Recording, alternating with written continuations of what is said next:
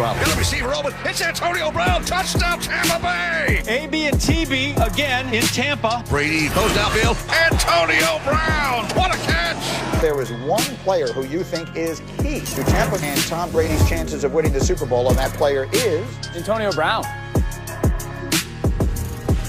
All right, Dan, you said this on Get Up earlier in the week. Explain yourself. Why is Antonio Brown the most important player in this matchup? All right, so no one in the NFL, certainly left in the playoffs, plays more man coverage than the New Orleans Saints. No one does it better than New Orleans either.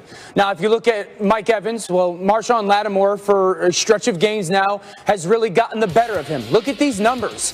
I want everyone to really zone in on these. Wow. Over the last 3 games, Mike Evans versus Marshawn is 72 routes when they line up against each other. They've thrown the ball 6 times to him. He has 0 catches. I mean, that is a shutout. I mean, he's getting shut down, so I'm not going, all right, Mike, this is going to be your breakout game. Marshawn's having a great season. And then I look at Janoris Jenkins and Chris Godwin, and listen, that's probably a toss-up of who's going to win that matchup. Well, then who's the best guy to win in man coverage? Key, you know this. There's 2 ways to really win in man coverage. You either whoop the guy across from you, or coaches with scheme, stacks and rubs and meshes and picks, they help you. Well, Tampa doesn't do that. And so AB is going to have to line up on a play-by-play basis against the best man coverage secondary in the NFL and win. There's no way Tampa wins this game if he doesn't. The last time AB was playing football, like consistent football 2 years ago, and he saw this secondary, he put 14 on their head for $185 and 2 tutties. And I think for Tampa to win this game, he's going to have a similar type of performance. He's done it. And so I'm excited to see if that signing that took us by surprise 2-3 months ago pays off. In order for AB to do what you saw him do in 2018, it starts with the quarterback. Okay. But the quarterback needs the offensive line to protect him so he can get the football to AB. Yeah, and so when you look at it, I know that's the easy one to point to. Yes, Tom Brady has to have a good game. That's true, though. AB can't get the ball himself. He can't throw it to himself. Only person I ever seen do that was Bugs Bunny. He's the only one I've seen throw the ball Worked out well to himself. for him. So, you know, that's it. And when you think about it, AB wants to show the world. He wants to shock the NFL and say that I'm back. Yeah, Marcus, you know, when they signed AB, I remember even on this show, we were saying, they've already got all these offensive weapons. Maybe this is too much. Maybe they're adding too much more. What do you think is the key in this game?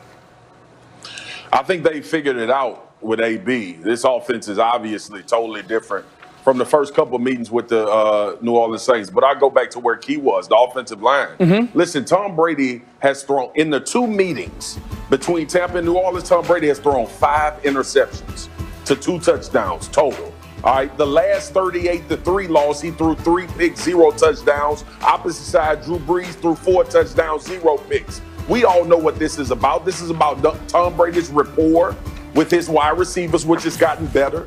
It's about his offensive line protecting. We had questions about them against the Washington football team. They did a good job outside of Deron Payne getting 2 sacks in that game. That was really the only pressure that they were able to generate. And we were going crazy about how bad that matchup was for the Tampa Bay Buccaneers offensive line. The run game as well. Leonard Fournette has become more involved. Hopefully Ronald Jones can be more involved. When you look at the games and the way they were played, the first game, the score wasn't indicative of how close it was. Right. It was the turnovers. That was the difference. The second game, it was turnovers, period. 3. They had 3 sacks. I think they had like 12 or 13 pressures in that game from the Saints defensive line. That's what it's going to boil down to. And we can have confidence in Tampa Bay because over the last month, they've shown us that they figured a lot of things out offensively. I just can't wait to watch it, y'all. It's going to come down to these 40-year-old quarterbacks and which one plays the best. You just hit on it, and that's the point I want to make. When we talk about the game